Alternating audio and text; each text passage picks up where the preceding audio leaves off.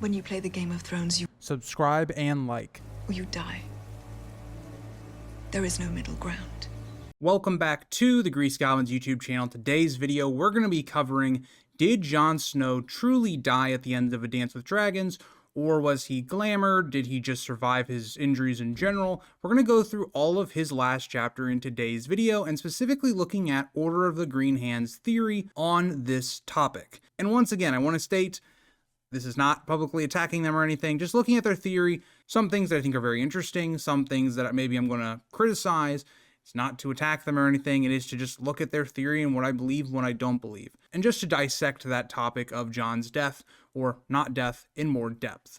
And so before we dive straight into the theory, we need to give a little bit of the background. How does Jon allegedly die in the book? How we believe maybe that happened, and then also some of the other stuff that George had stated early on when A Dance with Dragons had been released. So in the book series, Jon is stabbed 4 times in his last chapter. There is a graze on his neck, he is stabbed in the stomach, in the shoulder blades. He then, after the 3rd stab, he then falls face first into the snow, and then the 4th is unknown. And we're not exactly sure where the 4th dagger went in, we're just told by Jon that it happened.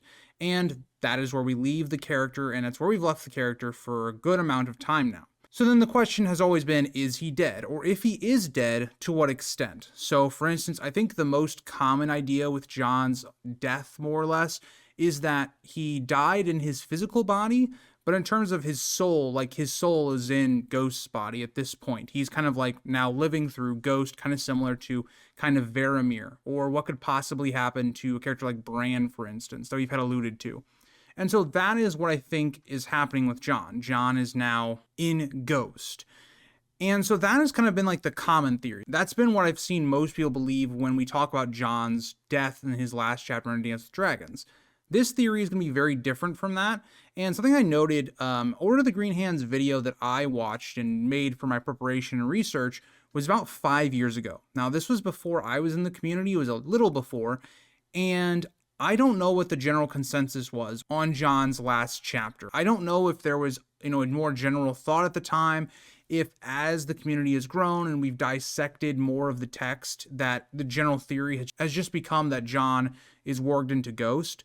I don't necessarily know. And one thing that really came clear in that video is they leave out a lot of relevant, I think, information because it doesn't necessarily fit their theory. And that's something I've seen a lot with Order of the Green Hand, especially with their Ned and Ashara series, is they leave out a lot of information that doesn't necessarily fit their theory. So we're going to discuss that as well. I know this is just specifically about Jon not being dead and him being glamored, but there is other elements here that should be discussed because I do think they are relevant. Now, given Jon's encounter, it would seem that he's most likely dead. I don't see a lot of people argue that Jon just survives these 4 stabbings. Like, if Jon was actually attacked, if he is in his own body and all that stuff, that he just survived. Even if he's not dead by the end of that chapter in terms of his own physical body, he would be in severe condition. It would be extremely lucky, and I think it would be a ton of plot armor if none of these stabbings hit any of these major organs, especially in the areas that he was stabbed in his stomach. There's a lot of things you can hit in that area that would be basically vital to you surviving. So I think likely if Jon was in his body, his physical body is dead. This all then culminated in an interview that George R. R. Martin did that Order of the Green Hands cited in their video that happened, I think, shortly after A Dance with Dragons was released. And the interview is more or less talking about Jon's alleged death. And George questions this directly, like, is he dead? And kind of the circumstances around it, not confirming or denying Jon's death. And that has kind of led to a lot of speculation, especially by Order of the Green Hand. Should we look more into what happened with Jon? Now, again, I was somebody not in the community, especially for the books, this early point. I don't know what the initial reading of Jon's death was at the early years of like 2012 to like 2015, 16, 17. I don't know what the community thought at that point. And so that's a clear point that George could have been pointing to the idea that either 1, Jon was glamored, or 2, that Jon is not necessarily dead the way we think about it with like a character like, say, Catelyn, for instance, before she becomes Lady Stoneheart. It's very different because, similar to the theory that Robb could have died twice, Robb could have died in his own body but then lived on in Grey Wind, or something along those lines. So that's really important to understand with this theory, is that it's hard to understand what George is saying because George is also trying to get there to be some mystery about his writing and all that kind of stuff. He even compares it to, say, Mance's death. Like, we see Mance's death through Jon's eyes, but we're led to question like what actually happened there, and then we get it revealed later on that Mance is not actually dead. So that's kind of what George is hinting at, is question Jon's death, and that's led to, well, this theory. And so a lot of this theory, I think, is based on the idea that Jon dying and becoming like a fire wight, being resurrected by Melisandre, it would kind of dampen Jon's character arc in terms of, we've had all these hints of who his parents are and what his relevance there is. If he is just a fire wight and he comes back, would that not discount his whole arc? And also, you think about George, he doesn't like to revive characters unless they're majorly changed. You think about his criticisms with Gandalf in The Lord of the Rings. I'll say this right away, Order of the Green Hand once again leaves out a lot of things in terms of what would be interesting about Jon if he came back as a fire wight. Now, I don't necessarily think that Jon is going to be brought back similar to Beric. And again, this is where I have to go back with, I don't know when the idea that Ghost being warged into by Jon and that's how he's living, I don't know when that started in the community. But the idea that Jon coming back wouldn't be really interesting is kind of crazy, because even in the show, there was a lot they could have worked with Jon. The idea that his own brothers betrayed him, that everything that he was trying to do, he was killed for, and how interesting that would be. Also, Jon, thinking about what comes after death, like, there's a lot to explore there right away. It doesn't dampen his arc if he was to come back, and he's majorly changed because of it. But the idea seems to be that it would be more interesting for Jon as a character if he was glamoured, if there's some other plot line going on here. So that leads to the question, how would Jon be glamoured, and why would that be done at all? What is the point there? How could that have even happened, and why was it done in the first place? So to figure this out, we have to kind of go through step by step his actual last chapter. So the first part about this is we step into Jon with Selyse and Mel talking about going to Hardhome, and even though he's repeatedly advised to not to do so, to just let the wildlings die, he is very stubborn in terms of not letting them die and be left to their own fates. Even Melisandre seems to go against Jon in this, as Melisandre confronts Jon and kind of warning him of the death that surrounds him and even the failure that will be Hardhome. And so Melisandre kind of is a figure that throughout A Dance with Dragons is warning Jon of his death, of things rising around him as he's losing control of the Night's Watch, and he's becoming, well, hated enough to the point that people are willing to kill him. Now, I won't say hated, but like the idea that he's losing leadership, because even when Jon's killed, like, it's a very emotional scene in the books, different than in the show. But either way, the idea with Mel here is she's still trying to gain influence with Jon and to let Melisandre help Jon in a way that he won't die. And so there's a really interesting conversation that in a lot of ways is the entire basis of this theory. Jon is still not bought into Melisandre as he asks her about Stannis, Mance, and of Arya, or the fake Arya, I should say, because in a lot of ways Melisandre was able to gain influence over Jon to start the whole, ball moving with the Mance plotline of going to Winterfell, but since then nothing's really come out of it. Jon has kind of seen that Melisandre has been interpreting a lot of her visions wrongly, and so he's lost a lot of that trust with her. And so Melisandre more or less answers this by saying, your questions are going to be answered. News is going to come. He's going to get a letter at some point. And she says that when that happens, to come back to her, because she is the only person that can help/save Jon. So that's really important, because we know by the end of this chapter the pink letter is going to happen. But there's also something that very much gets glossed over that isn't talked about in the Order of the Green Hand video, is that Melisandre in this same conversation asks about Ghost. She says, where is Ghost? All of that kind of stuff. She puts a lot of importance on Jon's direwolf, and there's a lot of importance placed on Ghost in this chapter, especially in the first half. And I'm going to explain why that is, and you guys probably already know why. But the idea that Ghost is, in a lot of ways, Jon's protector. And, well, Jon says for a number of reasons, he's just not with me and all this kind of stuff. It shows that Jon is kind of disconnected from Ghost for the moment. And so, at this point, Jon goes back to his quarters. He's going to have some meetings with both Bowen Marsh and Yarwick, and then he's also going to talk with Tormund. But before we get to that point, on his return, he speaks with his two guards, who tell him that Ghost seems to be even more wild than they've ever seen, to the point that they're even like spooked out to be around Ghost. And we know this to be the reason is that Jon is going to die soon, or at least he's in real big danger. It's the same thing we see with Robb when he goes to the twins the second time with Grey Wind. Grey Wind is very antagonistic to the Freys, does not want to cross into the twins' land, like going over the bridge more or less. Grey Wind is trying to warn Robb that the Freys are not to be trusted and all this other stuff, that, you know, his death is forthcoming. He's going to die soon.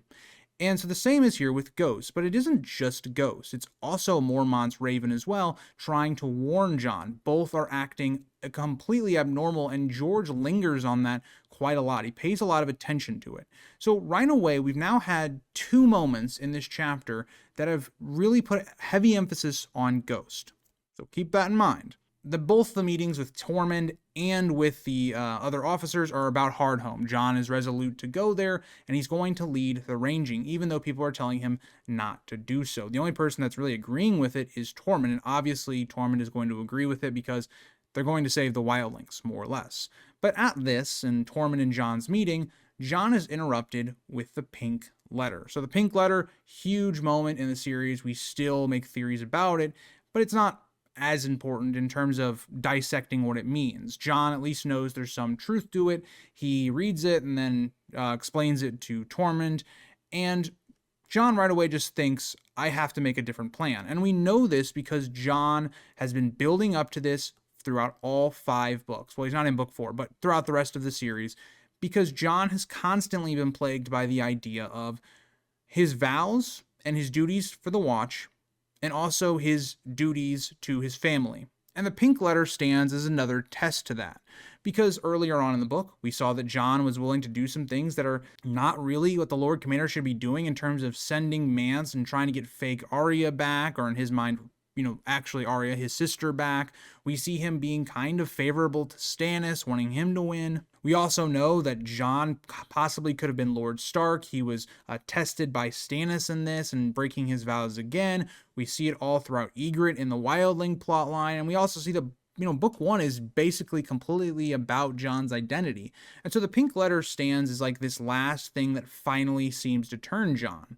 That Jon needs to do something. He needs to act. Not only is he being threatened by Ramsay, but it's also, defending his family. He thinks about Robb. He thinks about Bran. He thinks about Arya. He thinks about his family and what the Boltons have done to that. And you also think about the threats against Mance and the Spearwives, that's been found out, that Stannis is dead. It's Jon finally seeming to flip, to finally having to act. And so he says to Tormund, we need to change our plans. And this seems to take 2 hours. We don't see their planning. We jump straight to them going to the Shield Hall and revealing this plan to the Wildlings and also to the Watch to some degree as well. But the question that is proposed by Order of the Green Hand is, did this really take 2 hours? Like, what were they talking about for 2 hours? They were just talking about, oh, okay, Tormund's going to go with the ranging. He's going to lead it. And then Jon's going to go south with, it seems like, some contingent of the Wildlings that will probably back him. Now, this is a point of contention for Order of the Green Hand because mainly they think it's very simple. I don't think it's that simple at all. The first idea is like Jon going there to Hardhome means he's in control, means he's the Lord Commander. He doesn't need to give all these assurances to Tormund about everything that he has to do and the planning for it. There's a lot there that Jon's going to have to tell Tormund about. And also, he has to get Tormund on board to the idea that he's basically going to recruit the Wildlings into his own private war. That's really important as well. So there's a lot here to discuss and a lot to understand of like Tormund explaining to Jon how to maybe manipulate / motivate the Wildlings to back him. There's a lot there, but let's go with the idea that Order of the Green Hand proposes, that at this point, Jon has realized that Melisandre was right. He even says this in the text, that yes, his questions were answered, and the idea that he needs to go to her now because she's the only person that can save him. You also could go a step further. They don't bring this up in their video, but if you really want to go with the idea that, okay, Jon just got a very important news that Stannis is dead, and that a lot of Melisandre's world is going to come crumbling down. If Melisandre has already seen that, why hasn't she said anything about it? Like, that's really big. You think that'd be a huge turning point for Mel because she believes Stannis to be Azor Ahai. So you could have a bunch of ideas as to why Melisandre would possibly be called upon by Jon, but I want to enforce there is no textual evidence to suggest that Melisandre was called at this meeting, outside of just pure speculation and trying to understand some certain things. But at this point, the idea is, so Melisandre is called. Melisandre then, on more or less Jon's orders, because Jon needs to be at two places at once. Jon has divided loyalties. On one hand, he wants to lead the ranging because that is his duty to the watch and all that stuff. But at the same time, he also needs to go south. He needs to be the figurehead to lead the wildlings to defeating Ramsay or whatever. So he really needs to be in two places at once. So the idea is that Jon is going to be glamoured as Tormund, and he's going to lead the wildlings more or less to Hardhome and then bring them back. And that Tormund is going to be glamoured as Jon. So there's a lot of questions that get raised from that immediately. Why even bother doing this at all? This isn't something you would need glamoured. It makes perfect sense Tormund would go and get the wildlings and lead them back. He's kind of already done that. It's almost repeating his plot again, but this time with just Hardhome. And then Jon could go handle his own personal matter. The problem that is posed by this, and this is what Order of the Green Hand says, is that Jon doesn't really want to actually break his vows. Yes, he is breaking his vows by sending Tormund and all of that to go deal with Ramsay and his own personal issues. But at the same time, if he is just going to Hardhome instead, he's still somewhat within his own vows and acting as the Lord Commander. And so this way would enable that to be the case. And the problem I have with this right away is, think about Jon's whole arc. Jon's whole arc has been, he's not great at ruling the Night's Watch as Lord Commander. He is constantly faced with the issue of his own personal issues and things that he wants to do, but they conflict with the Night's Watch vows. That's what's been his whole journey, especially for the 5 books of him versus his family and his vows to the Night's Watch. So I just don't know if I can buy into the idea that Jon is willing to just send Tormund to do his own personal issues. Because remember, the thing in the pink letter that's important is that Jon himself is the person that's being threatened. The wildlings to some degree are, based upon the idea that Mance is going to be killed, and they also want Mance's child to be killed. And, you know, Ramsay is pointedly like threatening the wildlings as well. But it feels really weird for Jon to just say, yeah, Tormund, go ahead with the wildlings and go deal with Ramsay while I do this thing at Hardhome. Like, it just doesn't seem to be narratively, for me, compelling, given Jon's arc. But either way, let's just say this is what went down. The next part of this that we have to understand is, how is Jon, as a POV, because when we're reading A Dance with Dragons, there is no change. We're still in Jon's head this whole time. There's just this minor 2-hour gap that we don't have explained. So if this is the case, this is the point at which Jon and Tormund would have to be switched. They'd have to be glamoured. So why doesn't the POV break up? Why are we still seeing Jon through Jon's own POV? And we know it's Jon's, like, conscious, I guess, in Jon's body that we're seeing, because we know Jon is thinking, at least in the POV itself, things that Tormund wouldn't know, like things about Jon's childhood, for instance. And even the way you read Jon is still very similar to his POV. There's no real irregularities in terms of the POV itself. So the idea is we have to explain, how is Jon still the POV of the chapter? Like, why aren't we seeing Tormund as the POV through Jon's body? So what's the explanation there? Because that is really the whole crux of this argument, is how is that possible? So the idea that is proposed by Order of the Green Hand is the idea that Melisandre, when she glamours people, she takes their shadows and wraps it around a person. So the idea is going to be that, very similar to the way Stannis with the shadow baby stuff, Stannis dreams of himself killing Renly, more or less. And so the idea is that the same sort of thing is happening with Jon and Tormund. So Jon is more or less being able to see through Tormund because of his shadow. So that is the way that Order of the Green Hand tries to explain it. Now there's some massive issues with this right away. The first issue is, how does this work? Because one, we've never really seen it working in this regard, so we have no real knowledge of this happening. Two, Tormund and Jon are both present and are both functioning at the meeting at the Shield Hall. So that is happening, right? We see Tormund and also Jon speaking and or like blowing a horn or whatever. The two are both conscious. It's not like Tormund is taking a nap while Jon is giving this speech, or I guess Tormund as Jon is making the speech. That does not happen. So right away, there's a massive plot hole there with how this theory works. How would that exactly work? Because the crux of your argument is we're in Jon's head, but it's really his shadow on Tormund. So that doesn't necessarily work. But let's just say somehow that works. Is there evidence that Jon is acting weirdly in terms of his physical body or what he's doing? Is there anything that comes off as glaringly weird about Jon's behavior? Now, I do also want to point to the idea that we also see the statement that Jon and Tormund need to be of the same mind at the Shield Hall. Now, most people would read this of, they need to be of the same plan. They need to have the same goals, all this kind of stuff. But the idea could be that because of the shadow binding that's going on, Jon and Tormund are going to be like combined to some degree. And that's some foreshadowing to it.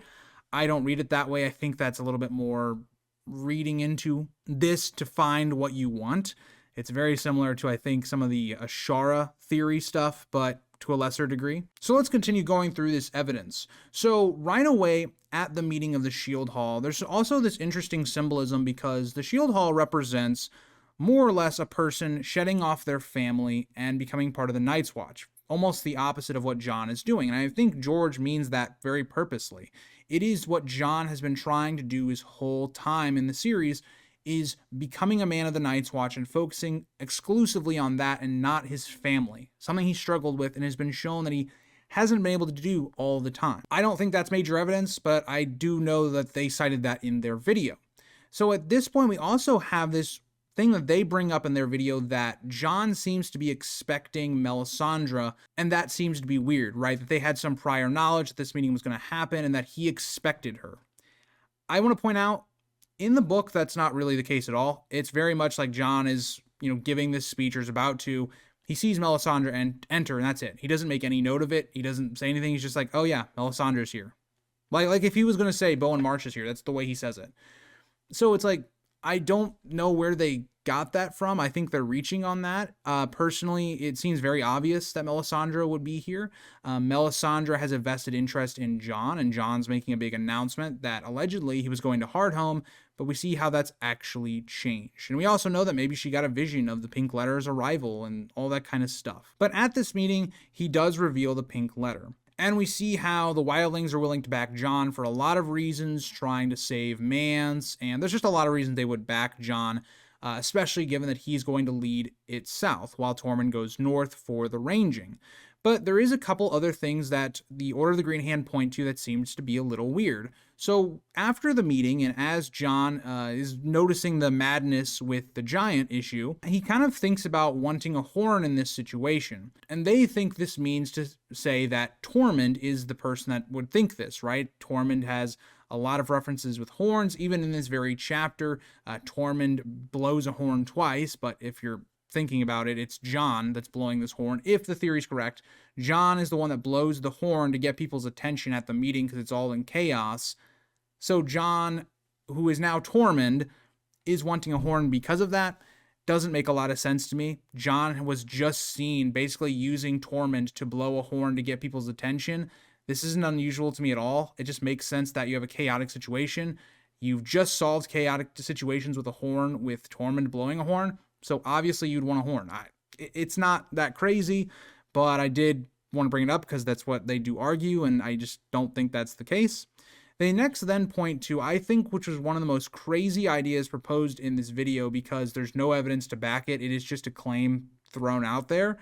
But they make the claim that Longclaw and maybe Valyrian steel swords as a whole have some sort of connection with their wielder, and that the Valyrian steel sword either can have some sort of connection with the person's thoughts or it won't allow itself to be wielded in certain ways, which is kind of crazy. So where does this come from? So as Jon is being attacked, of course, he instinctively thinks to get Longclaw out and defend himself, but something is not allowing him to do that. Maybe it's because he's feeling very clumsy or whatnot.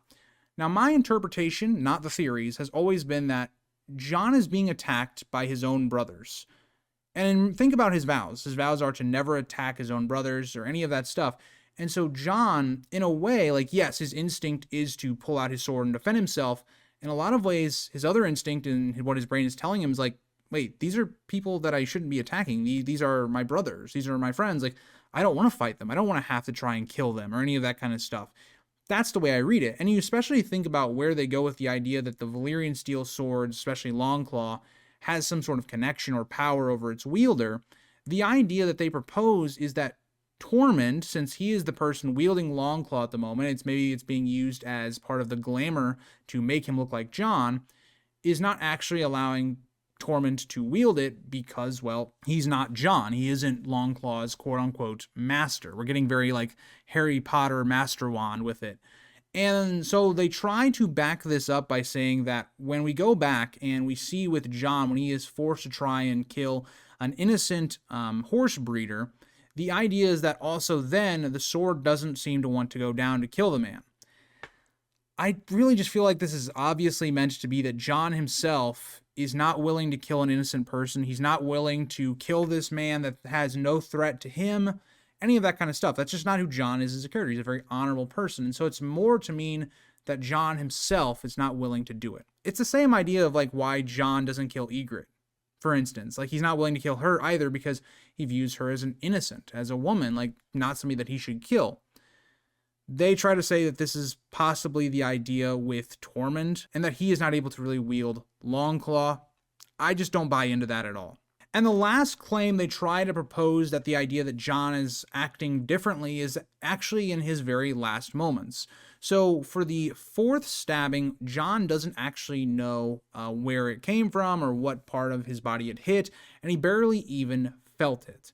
Now, they try to claim that this is kind of more like Jon is, I don't know, like perspective seeing himself being stabbed, and of course he doesn't feel it. My whole indication is this is, you've already been stabbed 3 times. It's almost like you're numb to it. The adrenaline is running, that you're not going to even feel that fourth one because you're already on the way of dying. I don't think this is a great example from myself, but for instance, I get back operations a lot, and it's like once you get like a shot or 2 or 3 in your back in a certain operation, like you don't even almost feel, like you know it's there, you know it's happening, but you don't necessarily feel it. And so that's kind of the same idea I look at with Jon, is it's like, the fourth one doesn't at this point even matter. He doesn't even feel it anymore. He's dying. And so they try to say that possibly could mean Jon, through his shadow, is watching Tormund being killed. I just don't agree. I think there's interesting points with this theory, like interesting moments you look at with phrasing of certain things. But also with this theory, you have to leave out things like, why does Jon say ghost? Like, why is that his last word that we have of the series? Either way that this works out, if Tormund is in Jon's body, or Jon is a shadow, and he's saying that as like in a shadow version of himself, why would he say ghost? Jon is not dying in this. Like he's more or less dreaming. He's not dying at this. Or Tormund says this in reference to ghost. Either way, it doesn't make any sense. Also, why is George putting so much attention on ghost if ghost is not actually warning Jon of his death, but actually Tormund's? Now, you could also make the argument that Ghost's behavior is more to reflect that Jon needs to do the glamour and that Jon potentially could die. But if that is the case, why throw Tormund also at the fire to likely die? It just doesn't make sense. It doesn't really seem to fit the character of Jon Snow all that well and who he is as a person. And, like, yes, Jon is not the character that he is in the show where he's much more bland.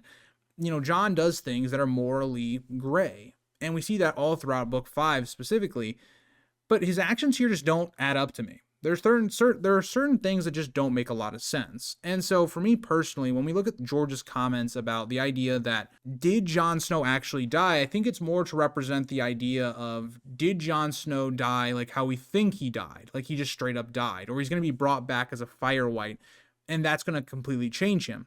I think it's George more challenging us on the idea of, did Jon's body physically die and that his soul is still alive? So that Jon, a part of him, is still alive. It's kind of like the idea of like Voldemort with Harry Potter. Why are we referencing Harry Potter a lot in this video? But the idea that like, okay, Voldemort dies, but did he really die? Like his essence has traveled to his other Horcruxes or whatnot. Like that's what I think George was trying to get at. I could be completely wrong, of course. Maybe this theory is what is truly happening. I just don't think it makes a whole lot of sense given the things that drive Jon, his personal conflicts, where he's been driven completely throughout the story between his family and his duty to the Watch. And now that's come to a climax, really. It kind of comes to a climax in both of his last two books, book 3 and book 5. And finally, now Jon is going to start playing, the real game. He's going to be playing the Game of Thrones. He's going to be dealing with the northern politics and just exclusively with the Wall. And that seems like the natural progression for Jon's character as well. Jon can't stay at the Wall for the entirety of the series, and so he needed something to push him to not doing that. And so Jon, going south, going to deal with Ramsay, makes the most sense, especially if Stannis is going to be killed by the Boltons, which I don't believe personally, but that is where all that makes sense. So thank you guys for watching. If you have more you want to talk about, if there's evidence that you think I didn't talk about, because I will say I specifically focused on Order of the Green Hands theory on this. So if that theory has been updated through other people throughout the years, I didn't really cover it. So if there's more you want to add to it, feel free to let me know down in the comments. And yeah, I hope you guys all enjoy, and I'll see you in the next one. Bye, guys.